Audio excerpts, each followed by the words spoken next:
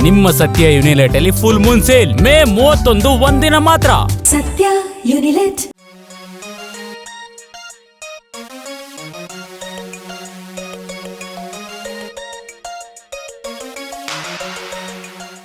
ನ್ಯೂಸ್ಗೆ ಸ್ವಾಗತ. ನಾನು ಯಶೋಧ ಪೂಜಾರಿ. ವೀಕ್ಷಕರೇ, ಸೊ ಈಗ ಸರ್ ಜೊತೆ ನಾನು ಮಾತನಾಡ್ತಾ ಹೋಗ್ತೀನಿ. ನನ್ನ ಜೊತೆ ಕ್ರೇಜಿ ಸ್ಟಾರ್ ರವಿಚಂದ್ರನ್ ಸರ್ ಇದ್ದಾರೆ. ಸರ್ ನಮಸ್ತೆ, ಕಾರ್ಯಕ್ರಮಕ್ಕೆ ಸ್ವಾಗತ. ನಮಸ್ತೆ ಸರ್, ಹೇಗಿದ್ದೀರಾ? ಹಾಗೆ ಇದ್ದೀನಿ. ನನ್ನ ಸಿನಿಮಾದಿಂದ ನನ್ನ ಜೋಬು ತುಂಬಿಲ್ಲ, ಬದಲಾಗಿ ನನ್ನ ಹೃದಯ ತುಂಬಿದೆ ಅಂತ ಹೇಳಿ. ಸೊ ನಿಮ್ಮ ಅಭಿಮಾನಿಗಳಿಗೆ ಏನ್ ಹೇಳ್ತೀರಾ ಸರ್? ಅಲ್ಲ, ಇದು ಸಿನಿಮಾ ಅವ್ರದ್ದೇ. ಇದು ನಾನು ಪ್ರತಿಯೊಂದು ಸಿನಿಮಾ ಅದು ಎಕ್ಸ್ಪೆರಿಮೆಂಟ್ ಆಗಿರ್ಲಿ, ಅದು ಏನಾರು ಆಗಿರ್ಲಿ, ಅವ್ರಿಗೋಸ್ಕರ ಸಿನಿಮಾ ಮಾಡೋದು. ಇದು ನಮ್ಮ ಅಪ್ಪ ನನಗೆ ಹೇಳ್ಕೊಟ್ಟಿರೋದು. ನಾವೇನೇ ಮಾಡೋದು ಫೈನಲ್ ಅವರು ಜನ ಹೊತ್ಕೊಂಡು ನೋಡಿದ್ವಿ. ಸೊ ಈ ಸಿನಿಮಾನ ಹೊತ್ಕೊಂಡು ಹೋಗ್ಬೇಕಾದವ್ರು ಯಾರು? ಅವರೇ ಹೊತ್ಕೊಂಡು ಹೋಗ್ಬೇಕು, ನಾನೆಲ್ಲ ಹೊತ್ಕೊಂಡು ಹೋಗೋದು. ನಾನು ಚಾನಲ್ಗಳು ಕೂತ್ಕೊಂಡು ಸಿನಿಮಾ ಮಾಡಿ ಹೇಳೋಕೆ ನನಗೆ ಮುಜುಗರ ಆಗುತ್ತೆ. ನಾನು ಸಿನಿಮಾ ಮಾಡಿದ್ದೀನಿ, ಬನ್ನಿ ನೋಡಿ ಈ ಥರ. ನನಗೆ ಅಲ್ಲ, ಅದು ನಾನು ಚಿಕ್ಕವನು ಆಗ್ಬಿಡ್ತೀನಿ. ಇಲ್ಲ, ನೀವು ನನ್ನ ಚಿಕ್ಕವನು ಮಾಡ್ತಾ ಇದ್ರಿ. ಇಲ್ಲ, ನೀವು ತಗೊಂಡು ಹೋಗ್ಬೇಕು ಸಿನಿಮಾನ. ನೀವು ಚೆನ್ನಾಗಿದ್ರೆ ಬೆಳೆಸಿದ್ದೀರಾ, ಚೆನ್ನಾಗಿಲ್ಲದ್ರೆ ಬಿಟ್ಟಿದ್ದೀರಾ. ಎರಡಕ್ಕೂ ರೆಡಿ. ನಾವು ಎರಡೂ ಅಷ್ಟೇ ಸಂತೋಷವಾಗಿ ಸ್ವೀಕಾರ ಮಾಡ್ತೇವೆ. ನಿಮ್ಮ ಒಪಿನಿಯನ್ ಮೇಲೆ ಸ್ವೀಕಾರ ಮಾಡ್ತೇವೆ. ಅದರಲ್ಲಿ ಯಾವತ್ತು ಎರಡನೇ ಮಾತೇ ಇಲ್ಲ, ನಾನು ಸಿನಿಮಾ ನೋಡಲಿ ಅವ್ರಂತ ಯಾವತ್ತೂ ಹೇಳಿಲ್ಲ ನಾನು ನಿಮಗೋಸ್ಕರ ಸಿನಿಮಾ ಮಾಡಿದ್ರೆ ನೀವೇ ಓದ್ಕೊಂಡು ಹೋಗಿ ಸಿನಿಮಾನ. ನಾಳೆ ನೀವು ಜೋಬ್ ತುಂಬಿಸಿದ್ರು ವಾಪಸ್ ನಿಮ್ಗೆ ಕೊಡೋದು ಅಲ್ವಾ? ಹೃದಯ ತುಂಬಿಸಿರೋದು ಪ್ರೀತಿಯಿಂದ ತುಂಬಿಸಿದ್ರಲ್ಲ, ಅದಂತೂ ನೀವು ಕಿತ್ಕೊಳಕ್ ಆಗೋದಿಲ್ಲ. ಅದು ನಾನು ನಿಮ್ಮ ಮನಸ್ಸಲ್ಲಿ ಪ್ರೀತಿಯಿಂದ ತುಂಬಿಕೊಂಡಿದ್ರು, ಇಲ್ಲ ನೀವು ನನ್ನ ಮನಸ್ಸು ಪ್ರೀತಿ ಕೊಟ್ಟಿದ್ರು, ಇದಂತೂ ಶಾಶ್ವತ ಆಗೋಯ್ತು.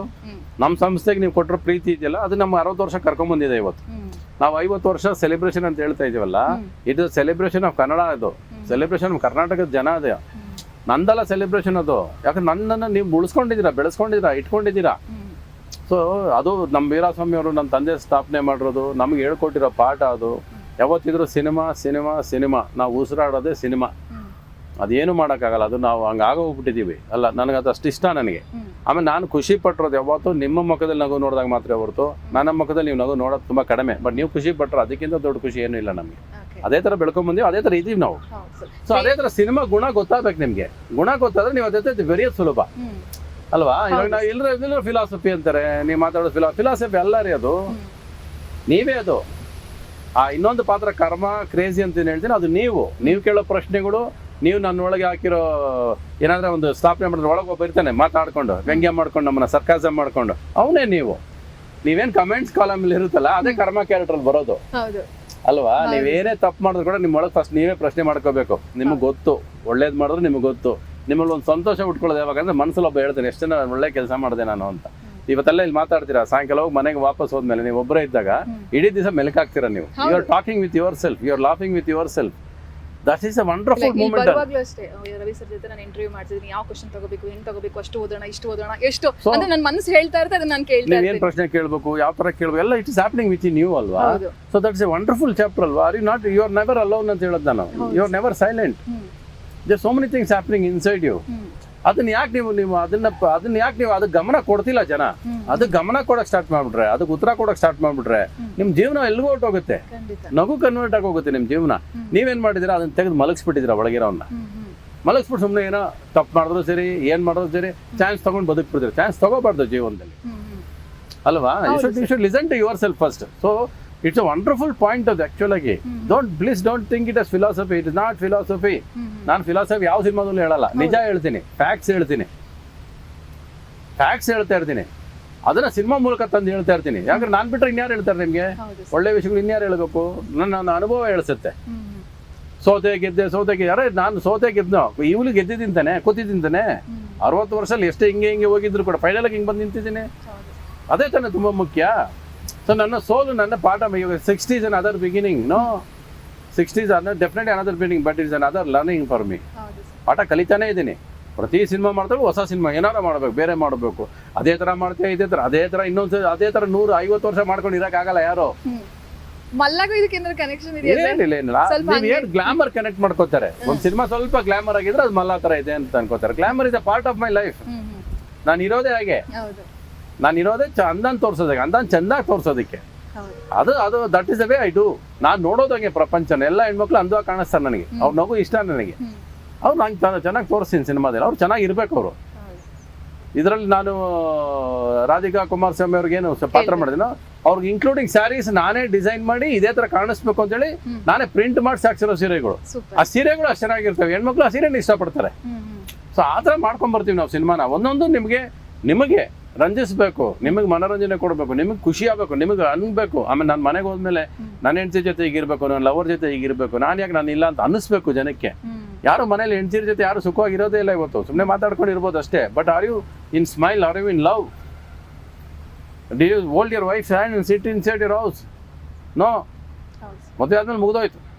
ಅವಳೆಲ್ಲ ಅಡುಗೆ ಮಾಡ್ತಿದ್ದೆ, ಅವ್ರು ಕಾಫಿ ಕೊಡೋ, ಇವ್ರು ತಿಂಡಿ ಕೊಡೋ, ಅಲ್ಲ ಅಷ್ಟಕ್ಕೆಲ್ಲ ಹೆಂಡತಿ ಇರೋದು. ಹೆಂಡತಿಗೆ ನೀವು ಅವಾಗ ಪ್ರೀತಿ ಕೊಡಬೇಕು, ಅವಳು ನಿಮಗೆ ಪ್ರೀತಿ ಕೊಡಬೇಕು, ಪಕ್ಕದಲ್ಲಿ ಕೂತ್ಕೋಬೇಕು, ಮಾತಾಡಬೇಕು. ಅದೆಲ್ಲನೂ ನಿಮಗೆ ಬೇರೆ ಥರ ಕಾಣಿಸುತ್ತೆ. ನಿಮ್ಮ ಜೀವನದಲ್ಲಿ ತುಂಬ ಮಿಸ್ ಮಾಡ್ಕೋತಾ ಇದ್ದೀರಾ, ದಯವಿಟ್ಟು ಅಳವಡಿಸ್ಕೊಳ್ಳಿ. ಓಕೆ, ಸಿನಿಮಾ ಅರ್ಥ ಆಗಲ್ಲ ಅನ್ನೋದಕ್ಕೆ ಮೊನ್ನೆ ಒಂದು ಮಾತು ಹೇಳ್ತಾ ಇದ್ರಿ ನೀವು ಇವೆಂಟ್ ಅಲ್ಲಿ. ಸಿನಿಮಾ ಮನಸ್ಸು ಬಿಚ್ಚಿ ಸಿನಿಮಾವನ್ನ ನೋಡಿ, ಮನಸ್ಸು ಬಿಚ್ಚಿ ಸಿನಿಮಾ ನೋಡಿದ್ರೆ ನಿಮ್ಗೆಲ್ಲವೂ ಅರ್ಥ ಆಗುತ್ತೆ. ಅರ್ಥ ಆಗಲ್ಲ ಅಂತಲ್ಲ ಅವ್ರಿಗೆ, ಅವ್ರ ಪ್ರಿಪ್ರೇಷನ್ ಇರಲ್ಲ ಅವ್ರಿಗೆ. ಈಗ ನಾನು ನಿಮಗೆ ಬನ್ನಿ ಊಟಕ್ಕೆ ಇವತ್ತು ಮಸಾಲೆ ದೋಸೆ ಮಾಡ್ತೀನಿ ಅಂತ ಹೇಳಿರ್ತೀನಿ, ನೀವು ಬಂದ ತಕ್ಷಣ ಉಪ್ಪಿಟ್ಟು ಇಟ್ಟ ತಕ್ಷಣ ಬೇಜಾರಾಗ್ಬಿಡ್ತೀನಿ ನಿಮಗೆ. ದೋಸೆ ಹೇಳಿದ್ರು ನಾನು ದೋಸೆ ತಿನ್ಬೇಕು ಅನ್ಕೊಂಬಂದ್ರೆ ಅವ್ರು ಉಪ್ಪಿಟ್ಟು ಇಟ್ಬಿಟ್ರು ಅಂತ. ಅದು ಆಗ್ಬಾರ್ದು ಅನ್ನೋದಕ್ಕೋಸ್ಕರ ಪ್ರತಿ ಸಿನಿಮಾನು ನಾನು ಮುಂಚೆನೇ ಇದು ಈ ಥರ ಇರುತ್ತೆ. ಅಪೂರ್ವ ಸಿನಿಮಾನು ಜನ ಹೇಳ್ತಾರೆ ಕೋಟ್ಸ್ ಇರುತ್ತೆ ಅಂದರೆ ನಾನು ಹೇಳ್ತಾನೆ ಇದ್ದೆ, ಕೋಟ್ಸ್ ಇದೆ, ಇಂಗ್ಲೀಷಲ್ಲಿ ಇದೆ, ಅರ್ಧ ಜನಕ್ಕೆ ಅರ್ಥ ಆಗದೆ ಹೋಗ್ಬೋದು, ಅರ್ಧ ಜನಕ್ಕೆ ಅರ್ಥ ಆಗ್ಬೋದು. ನೀವು ಅರ್ಥ ಮಾಡಿಸಿ. ಎಲ್ಲ ಸಿನಿಮಾ ಒಂದೇ ತರ ಇರಬಾರ್ದು ಫಸ್ಟ್ ಆಫ್ ಆಲ್, ಅಲ್ವಾ? ನಮ್ಮ ನೋಟ ಬದಲಾಗಬೇಕು. ನೀವು ನೋಡೋ ರೀತಿ ಬದಲಾಗಬೇಕು, ನೀವು ಪ್ರೀತಿಯಿಂದ ನೋಡ್ಬೇಕು. ಎಲ್ಲ ರಿವ್ಯೂ ಮಾಡಕ್ಕೆ ಬರಬೇಡಿ. ಪ್ರೇಕ್ಷಕರು ಯಾವತ್ತು ಮೊಬೈಲ್ ಇಟ್ಕೊಂಡು ರಿವ್ಯೂ ಮಾಡಕ್ ಬರ್ತೀರೋ ಬಿಟ್ಬಿಡಿ, ಅದು ಬಿಟ್ಬಿಡಿ. ಬನ್ನಿ ಸಿನಿಮಾ ನೋಡಿ, ಇಷ್ಟ ಆಯ್ತು ಇಷ್ಟ ಆಗ್ಲಿಲ್ಲ ಅದು ಎರಡನೇ ಪ್ರಶ್ನೆ. ಅದು ಇಷ್ಟ ಆಗ್ಲಿಲ್ಲ ಅಂದ್ರೆ ನೀವು ಆಟೋಮೆಟಿಕ್ ನೆಕ್ಸ್ಟ್ ಡೇ ಬರಲ್ಲ, ಇನ್ನೊಬ್ರಿಗೆ ಹೇಳಕ್ ಹೋಗಲ್ಲ, ಬಿಟ್ಬಿಡಿ, ಅಲ್ವಾ? ನೀವು ಅದ್ರ ಬಗ್ಗೆ ಮಾತಾಡೋಂಥದ್ದು ಏನಿದೆ, ಬರ್ಕೊಳ್ಳೋದು ನಿಮ್ಗೇನು ಗೊತ್ತು. ಆಮೇಲೆ ನಾನೇ ಹೇಳ್ತೀನಿ ನನ್ನ ಒಪಿನಿಯನ್ ಕರೆಕ್ಟ್ ಅಂತ ಹೆಂಗೆ ಹೇಳ್ತೀರಾ? ಈಗ ನಿಮ್ಗೆ ಸಿನಿಮಾ ಇಷ್ಟ ಆಗುತ್ತೆ, ಅವ್ರಿಗೆ ಇಷ್ಟ ಆಗಲ್ಲ. ಯಾವ್ದು ಕರೆಕ್ಟ್ ಇದರಲ್ಲಿ? ಯಾವ್ದು ಕರೆಕ್ಟ್? ನಿಮ್ಮ ಅಭಿಪ್ರಾಯ ನಿಮ್ಮಲ್ಲಿ ಇಟ್ಕೊಳ್ಳಿ, ಅವ್ರ ಅಭಿಪ್ರಾಯ ಅವ್ರಿಗೆ. ಚೆನ್ನಾಗಿದ್ರೆ ಹೇಳಿ, ಚೆನ್ನಾಗಿಲ್ಲ ನಿಮ್ಗೆ ಇಷ್ಟ ಆಗಲಿಲ್ಲ ಬಿಟ್ಬಿಡಿ, ಸುಮ್ಮನೆ ಇದ್ಬಿಡಿ. ಇನ್ನೊಬ್ಬರಿಗೆ ಬರಬೇಡ, ಇನ್ನೊಬ್ಬರಿಗೆ ಹಂಗೆ ಮಾಡಬೇಡ, ನೀನು ಯಾಕೆ ಹೋಗ್ತೀಯಾ, that is none of your business. Social ಮೀಡಿಯಲ್ಲಿ ಇವತ್ತು ಅದು ಜಾಸ್ತಿ. ನನ್ನನ್ನು ಕಂಡೇ ಆಗದೆ ಇರೋರು ತುಂಬ ಜನ ಇರ್ಬೋದು, ನನ್ನ ನಾನು ಬರ್ಬೇಕಾದ್ರೆ ನನಗೆ ಆಗದೆ ಇರೋರು ನಾನು ಆಗೋರು ತುಂಬ ಜನ ಇರ್ಬೋದು. ಸೊ ಎರಡೂ ಬ್ಯಾಲೆನ್ಸ್ ಮಾಡ್ಕೊಂಡು ಹೋಗ್ಬೇಕಾದ್ರೆ ಆಗದೆ ಇರೋರು ನಿಮ್ಗೆ ನನ್ನ ಕಂಡ್ರೆ ಆಗೋದಿಲ್ಲ ಅಂದರೆ ನೋ ಪ್ರಾಬ್ಲಮ್. ಸಿನಿಮಾ ಇಷ್ಟ ಆದರೆ ವೆಲ್ ಆ್ಯಂಡ್ ಗುಡ್, ಇಷ್ಟ ಆಗಲಿಲ್ಲ ಅಂದರೆ ಇಟ್ ಇಸ್ ಯುವರ್ ಚಾಯ್ಸ್, ನೋಡ್ಕೊಳ್ಳಿ ಅಷ್ಟೇ. ಈಗ ಕ್ರೇಜಿ ಸ್ಟಾರ್ ಸಿನಿಮಾ ಬರ್ತಾ ಇದೆ ಅಂತ ಹೇಳಿದಾಗ ಸರ್ ಅದೊಂಥರ ಎಮೋಷನ್, ಕನ್ನಡಿಗರ ಎಮೋಷನ್ ನಿಮ್ಮ ಸಿನಿಮಾಗಳು. ಯಾಕಂದ್ರೆ ಅಷ್ಟು ಇಷ್ಟಪಟ್ಟು ಜನರು ನೋಡ್ತಾರೆ ಸಿನಿಮಾಗಳನ್ನ. ಪ್ರಚಾರ ನಾನು ಎಷ್ಟು ಬೇಕೋ ಅಷ್ಟು ಮಾಡ್ತೀನಿ. ಪ್ರಚಾರ ಜನ ಮಾಡ್ಬೇಕಲ್ವಾ? ನನ್ನ ಸಿನಿಮಾ ನಾನು ಮಾಡ್ಬೇಕಾ? ಅದು ನಿಮ್ಮ ತಪ್ಪಾಗ್ಬಿಡುತ್ತೆ. ನಿಮ್ಮದು ಪಿಕ್ಚರು ಈಶ್ವರಿ ಪ್ರೊಡಕ್ಷನ್ಸ್ 60 ವರ್ಷದಿಂದ ಇರ್ಬೇಕಾದ್ರೆ ನಾನು ಬಂದು ಎಲ್ಲರ ಥರ ಕೂತ್ಕೊಂಡು ಪ್ರಚಾರ ಮಾಡ್ಬೇಕಾದ್ರೆ ಅವರೆಲ್ಲ ಹೊಸಬರು. ಇವತ್ತೇ ಮೊನ್ನೆ ಬಂದು ಅವ್ರು ಹೇಳ್ಬೇಕು ನಿಮ್ಮ ಸಿನಿಮಾಗೆ. ನಾನು ಇವತ್ತಿಗೂ ನನ್ನ ಸಿನಿಮಾ ಏನು ಅಂತ ಹೇಳಕ್ ಬಂದೀನಿ. ತುಂಬ ನಂಬಿಕೆಯಿಂದ ಸಿನಿಮಾ ಮಾಡ್ತೀನಿ, ತುಂಬ ಪ್ರೀತಿಯಿಂದ ಸಿನಿಮಾ ಮಾಡ್ತೀನಿ. ಇವೆರಡರ ಮೇಲೆ ಯಾವತ್ತೂ ಯಾರು ಸಂಶಯ ಪಡಂಗಿಲ್ಲ ನನ್ನ ಸಿನಿಮಾದಲ್ಲಿ. ಯಾವ ಕಾರಣಕ್ಕೂ ಯಾವ ಕರ್ನಾಟಕದಲ್ಲಿ ಒಬ್ಬ ಕೂಡ ನಾನು ಸಿನಿಮಾ ಮಾಡ್ಬೇಕಾದ್ರೆ ಅವ್ನಿಗೆ ಸಂಶಯ ಬರೋದೇ ಇಲ್ಲ. ರವಿಚಂದ್ರನ್ ಏನೋ ಮಾಡಿರ್ತಾನೆ, ಚೆನ್ನಾಗಿ ಮಾಡಿರ್ತಾನೆ ಅನ್ನೋ ನಂಬಿಕೆಯಲ್ಲಿ ಬರ್ತಾರೆ. ನಾನು ಬೇರೆ ಥರ ಸಿನಿಮಾ ಮಾಡಿ ನಿಮಗೆ ಮೈ ಮೆಚ್ಚಿಸದೆ ಹೋಗಿರ್ಬೋದು ಅಷ್ಟೇನೆ ಹೊರತು ಸಿನಿಮಾ ಪ್ರಯತ್ನದಲ್ಲಿ ಯಾವತ್ತೂ ಮೋಸ ಮಾಡೋದಿಲ್ಲ, ಸಿನಿಮಾಗೆ ದುಡ್ಡು ಹಾಕೋದ್ರಲ್ಲಿ ಮೋಸ ಮಾಡೋದಿಲ್ಲ. ಅದು ಬಡ್ಜೆಟ್ ನೋಡೂ ಇಲ್ಲ ನಾನು ಇವತ್ತವರೆಗೂ ಸಿನಿಮಾ ಮಾಡೋದು. ಅದೇ ಥರ ಸಿನಿಮಾ ಮಾಡೋದು ಇವತ್ತು ಆ ನಂಬಿಕೆ ಅಂತೂ ನಾನು ಉಳಿಸ್ಕೊಂಡು ಬಂದಿದ್ದೀನಿ. ಆ ನಂಬಿಕೆಗೆ ಅವ್ರು ಸಿನಿಮಾ ಬಂದಿದ್ದಾರೆ ಇವತ್ತವರೆಗೂ. ನಾನು ಏನೇ ಸಿನಿಮಾ ರಿಲೀಸ್ ಮಾಡಿದ್ರು ಪ್ರಚಾರ. ಇವತ್ತು ನೀವು ಪ್ರಚಾರ ಅಂತೀರಾ, 20 ವರ್ಷದಿಂದ ಏನು ಪ್ರಚಾರ ಮಾಡ್ತಿದ್ವಿ ನಾವು? ಈಗ ಒಂದು ಟ್ರೆಂಡ್ ಅನ್ಸ್ಬಿಟ್ಟಿದೆ ಸರ್. ಟ್ರೆಂಡ್ ಅಲ್ಲ ಅದು, ಸುಮ್ಮನೆ ನೀವು ಅನ್ಕೊಂಡಿದ್ರೆ ಟ್ರೆಂಡ್ ಅಂತ. ಸೋಷಿಯಲ್ ಮೀಡಿಯಲ್ಲಿ ಬಂದು ಕೂತ ತಕ್ಷಣ ಎಲ್ಲರೂ ಮಾತಾಡಿದ ತಕ್ಷಣ ಎಲ್ಲಿ ಬರ್ತಾರೆ? ಬಂದಿದ್ರೆ ಎಲ್ಲ ಪಿಕ್ಚರ್ ಓಡಬೇಕಾಗಿತ್ತು 100 ಡೇಸ್. ಸೋಷಿಯಲ್ ಮೀಡಿಯಾ ಹೊತ್ಕೊಂಡು ಹೋಗ್ಬೇಕಾಗಿತ್ತು ನೀವೆಲ್ಲ ಸಿನಿಮಾನ. ಚೆನ್ನಾಗಿಲ್ಲ ಅಂದ್ರೆ ಮ್ಯಾಟ್ನಿ ಶೋ ಒಂದು ಸಾಕ್ರಿ ಜನಕ್ಕೆ. ಫಸ್ಟ್ ಶೋ ಯಾರು ಜನ ಇರೋದಿಲ್ಲ ಥಿಯೇಟ್ರಲ್ಲಿ, ಅವಾಗೆಲ್ಲ ಹೋಗುತ್ತೆ social media. Okay, it is needed today. You are a part of our cinema, be a part of good things. Sir Kannada industry ಎಲ್ಲರೂ ವ್ಯಾಪಾರ ಮಾಡ್ತಾರೆ, ಎಲ್ಲರೂ ಅವ್ರವ್ರು ಶ್ರಮ ಪಟ್ಟಿರ್ತಾರೆ, ಅವ್ರವ್ರು ದುಡ್ಡು ಹಾಕೊಂಡು ಸಿನಿಮಾ ಮಾಡಿರ್ತಾರೆ. ಯಾವುದೇ ಸಿನಿಮಾ ಆದ್ರೆ ನಿಮ್ಮ ಕೆಲ ಆದ್ರೆ ಒಳ್ಳೇದು ಮಾಡ್ರಿ, ಕೆಟ್ಟದ್ದು ಯಾಕೆ ಮಾಡಕ್ಕೆ ಹೋಗ್ತೀರಾ? ನೆಸೆಸಿಟಿ ಏನಿದೆ, ನಿಮ್ಗೇನು ಬರುತ್ತೆ ಲಾಭ ಅದರಿಂದ? ಸೊ ಡೋಂಟ್ ಡಿಸ್ಟರ್ಬ್ ದಿ ನಿಜಾಯಿತಿ ಇದೆಯಲ್ಲ, ಅವ್ರು ತುಂಬ ಏನೋ ಇರುತ್ತೆ, ಅವರು ಅದು ಬಿಡಿಯೋದು, ಅವ್ರವ್ರಿಗೆ ಬಿಡಿಯೋದು. ಸರ್ ನಿಮ್ಮ ಮಗ ತ್ರಿವಿಕ್ರಮ ಸಿನಿಮಾದಲ್ಲಿ ವಿಕ್ರಮ್ ಅವ್ರನ್ನ ಇಂಟರ್ವ್ಯೂ ಮಾಡ್ತಿದ್ದೆ. ಸೊ ನಿಮ್ಮ ಬಗ್ಗೆ ಕೇಳಿದಾಗ ರಾತ್ರಿ ಕೂಡ ಮಲಗದೆ ಸ್ಕ್ರಿಪ್ಟ್ ವರ್ಕ್ ಮಾಡ್ತಿರ್ತೀರ, ಒಂದು ಕಾರ್ ಡ್ರೈವಿಂಗ್ ಮಾಡ್ತಾ ಇದ್ರೆ ಅಲ್ಲೂ ಕೂಡ ಕೈ ಕಾಲಿಂಗ್ ಅಲ್ಲಾಡಿಸ್ತಾ ಇರ್ತೀರಂತೆ ನೀವು. ಅಂದ್ರೆ ಅಲ್ಲೂ ನಿಮ್ಮ ಲೆಕ್ಕಾಚಾರ ಬರೀ ಸಿನಿಮಾ, ಕುಂತ್ರು ನಿಂತ್ರು ನಿದ್ದೆ ಬಿಟ್ಟು ಎಲ್ಲ ಬಿಟ್ಟು ಬೇಕಾದ್ರೆ ಸಿನಿಮಾ ಅಂತ ಯೋಚನೆ ಮಾಡ್ತಾ ಇರ್ತೀರಾ. ಸೊ ಇಷ್ಟೊಂದು ಸಿನಿಮಾ ಪ್ರೀತಿ ಬಗ್ಗೆ ಹೇಳೋದು. ಮನುಷ್ಯ ಹಚ್ಕೋಬೇಕು, ಯಾವುದೇ ಕೆಲಸ ಮಾಡಿದ್ರು ಅದು ಹಚ್ಕೋಬೇಕಲ್ವಾ? ಅದು ನಮ್ಮನ್ನು ಕಾಡಬೇಕು, ನಾವು ಅದನ್ನು ಕಾಡೋದಲ್ಲ. ನನಗೆ ಅದು ಗೊತ್ತಿಲ್ಲ.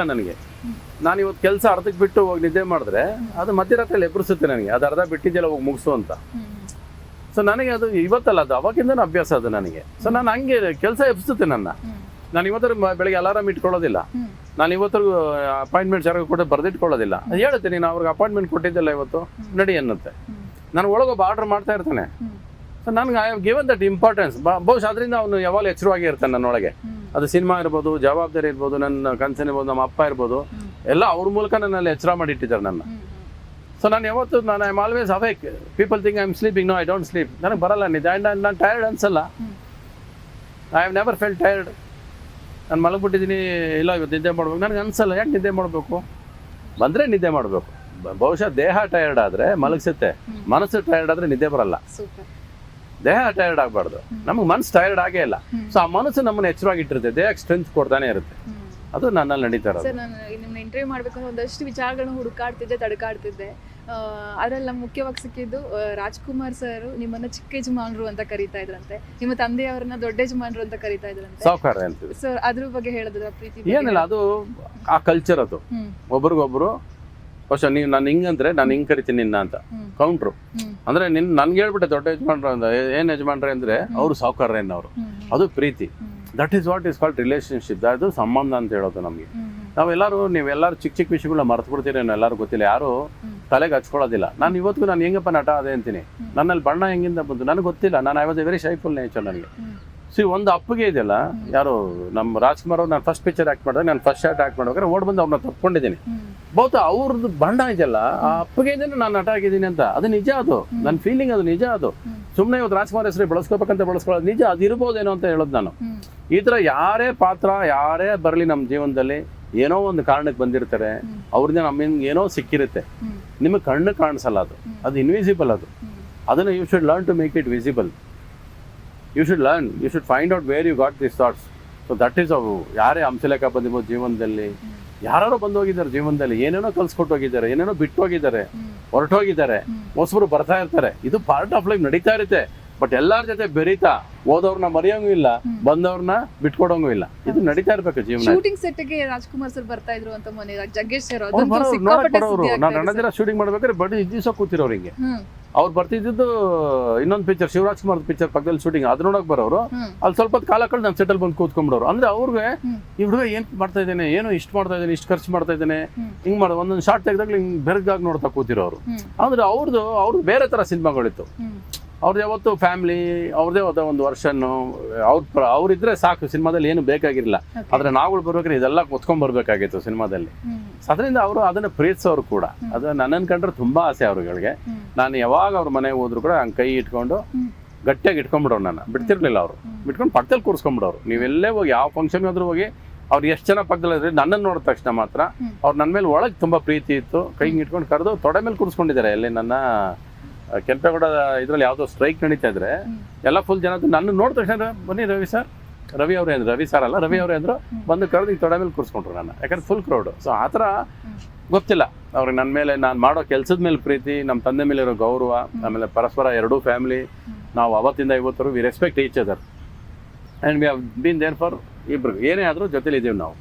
ದೂರ ಇರ್ಬೋದು, but we are there for them. ಏನೇ ತೊಂದರೆ ಬಂದು ನಾವಿದ್ದೀವಿ, ನಮಗಾದ್ರೂ ಅವ್ರು ಇದ್ದಾರೆ ಅನ್ನೋ ಹತ್ರದಲ್ಲಿ ಆ ಪ್ರೀತಿಯಿಂದ ಬದುಕೊಂಡ್ಬಂದಿದ್ದೀವಿ ನಾವು. ಓಕೆ ಸರ್, ಸಿನಿಮಾ ನಿಮ್ಮ ಉಸಿರು ಎಷ್ಟು ಅಂತಂದ್ರೆ ಮದ್ವೆ ಆಗಿ ನೀವು ಪತ್ನಿಯನ್ನ ನೋಡದೆ ಶೂಟಿಂಗ್ ಮಾಡ್ತಾ ಇದ್ರು ಅಂತಲ್ಲ ಸರ್? ನನಗೆ ಗೊತ್ತಿರಲಿಲ್ಲ.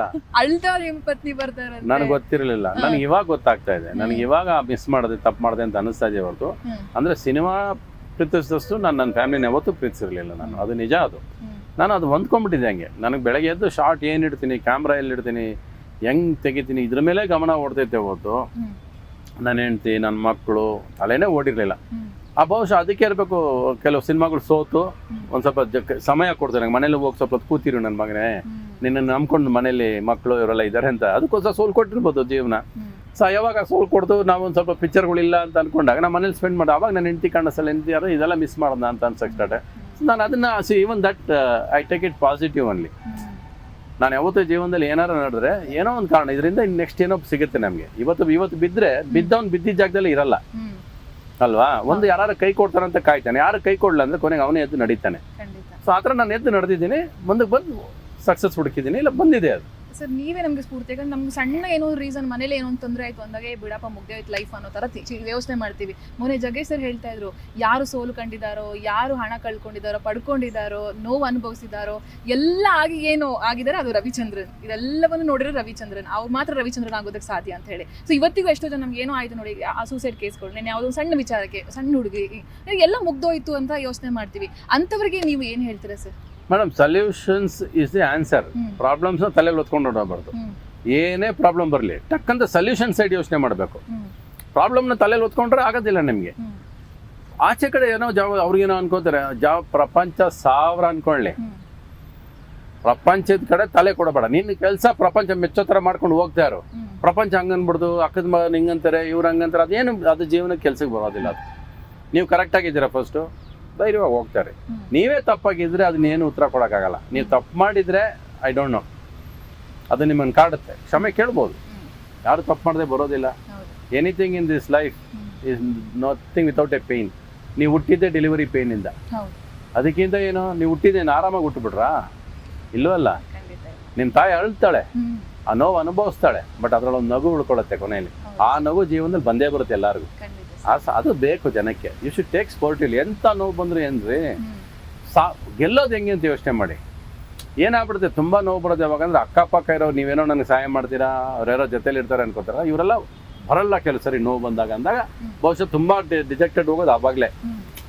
ಯಾರು ಆಗವರು ಆಗದೆ ಹೊರ್ಟೋಗ್ತಾರಲ್ಲ ಅವಾಗ ಮನುಷ್ಯ ತುಂಬ ನೋವು ಅಂದಿಸ್ತಾನೆ. ಬಟ್ ಅದೇ ಜೀವನ, ಅವಾಗಲೇ ಕಲಿಬೇಕು. ನಿನ್ನ ಲೆಕ್ಕಾಚಾರ ತಪ್ಪಾಯ್ತು ಜೀವನದಲ್ಲಿ.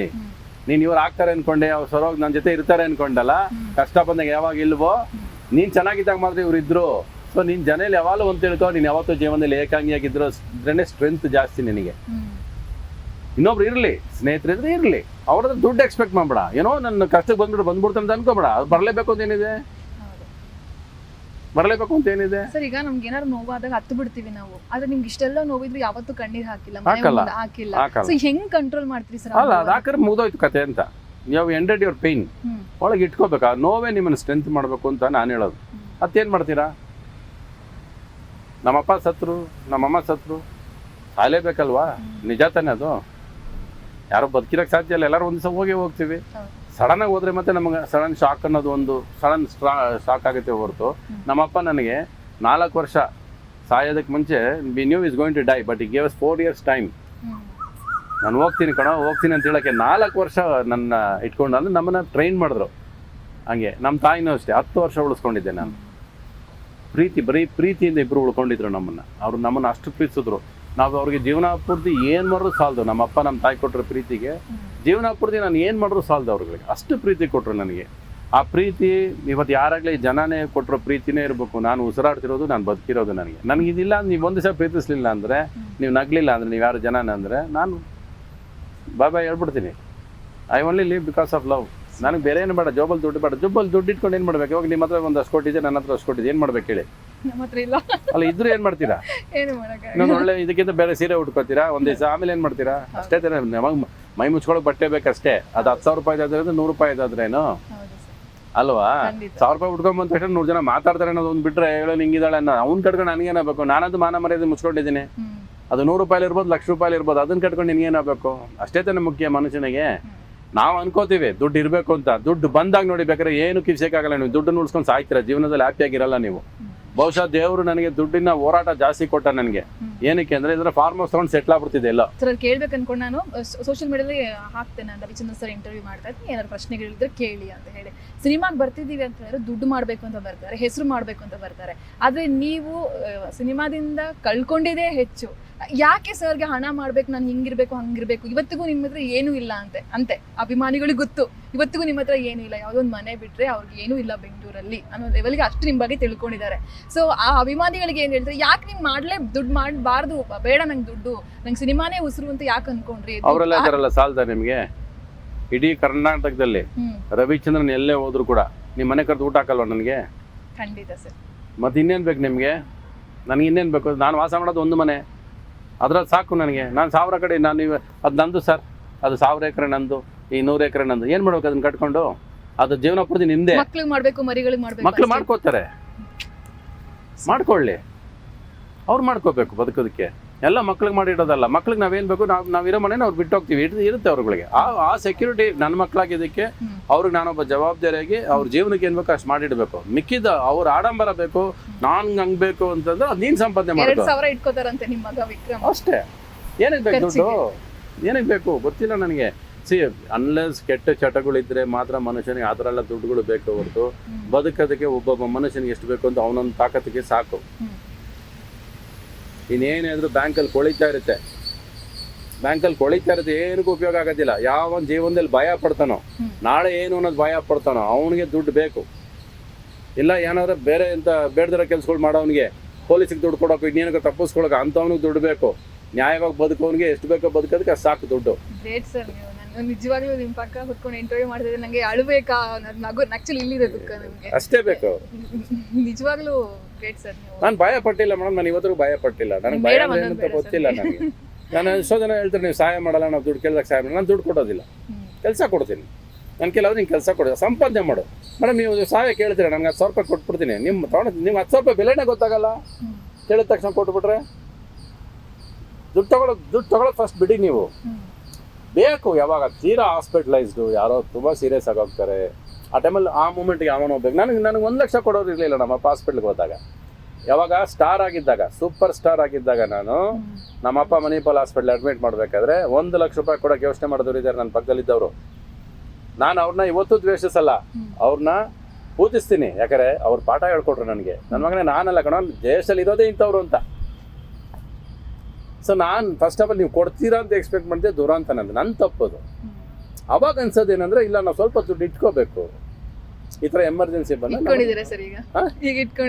ನನಗೆ ಎಷ್ಟು ಬೇಕೋ ಅಷ್ಟಿದೆ. ನನಗಾಗಿಲ್ಲ, ನನ್ನ ಕೈಲಿ ಆಗಲ್ಲ ಮೇಡಮ್, ದುಡ್ಡು ನೋಡೋಕ್ಕಾಗಲ್ಲ ನನ್ನ ಕೈಲಿ. ದುಡ್ಡು ಇದ್ರೆ ಆಗಲ್ಲ ನನಗೆ. ನಾಳೆ ಬೆಳಗ್ಗೆ ಸಿನಿಮಾ ಸ್ಟಾರ್ಟ್ ಮಾಡ್ತೀನಿ, ಖರ್ಚು ಮಾಡ್ಬಿಡ್ತೀನಿ. ಆಮೇಲೆ ಅಂತಾರೆ ನೀವು ಮತ್ತೆ ಅದೇ ಥರ ಸಿನಿಮಾ ಮಾಡ್ತೀಯ, ಬೇರೆ ಮಾಡೋದ್ರೆ ನಾನು ಅದಾಗಿದ್ದಕ್ಕೆ 40 ವರ್ಷ ಉಳಿಸ್ಕೊಂಡಿರೋದು. ನನ್ನ ಒಂದು ಸಿನಿಮಾ ಎಕ್ಸ್ಪೆರಿಮೆಂಟ್ ಮಾಡ್ತೀನಿ ಅಂದರೆ, ಪ್ರೇಮ್ ಲೋಕನ ಒಂದು ಎಕ್ಸ್ಪೆರಿಮೆಂಟ್ ಮಾಡಿದ್ದಕ್ಕೆ ಇವತ್ತವರೆಗೂ ನೀವು ರವಿಚಂದ್ರನ್ ಪ್ರೇಮ್ ಲೋಕ ಅಂತ ಹೇಳೋದು. ನಿಮ್ಮ ಕಾರಲ್ಲಿ ಇವತ್ತಿಗೂ ನಾನು ಹಾಡು ಕೇಳಿಸ್ಕೊಂಡೆ ಓಡಾಡೋದು. ನೀವು 40 ವರ್ಷ ಆಯ್ತು ಅಂತ ನೀವೇನು ಹಾಡು ಕೇಳಿದೆ ಕೂತಿಲ್ಲ ನೀವು. ಇಡೀ ಕರ್ನಾಟಕ ಅಲ್ಲ, ಇಡೀ ವರ್ಲ್ಡಲ್ಲಿ ಪ್ರೇಮ್ ಲೋಕ ಅಂದರೆ ಇಡೀ ಪ್ರಪಂಚಕ್ಕೆ ಗೊತ್ತು ಪ್ರೇಮ್ ಲೋಕ ಏನು ಅಂತ. ಪದೇ ಮಾತಾಡ್ತೀರಿ. ಹೌದು, ಪದೇ ಪ್ರೇಮ್ ಲೋಕನೇ ಮಾತಾಡಿದ್ರಿ. ನಿಮ್ಮ ತಾಯಿ ಬಗ್ಗೆ, ನಿಮ್ಮ ತಂದೆ ಬಗ್ಗೆ, ನಾನು ಎಲ್ಲಿಂದ ಬಂದಿದ್ರ ಬಗ್ಗೆ ಮಾತಾಡೋಕೆ ನನಗೆಂತ ನಾಚಿಕೆ ಇದೆ.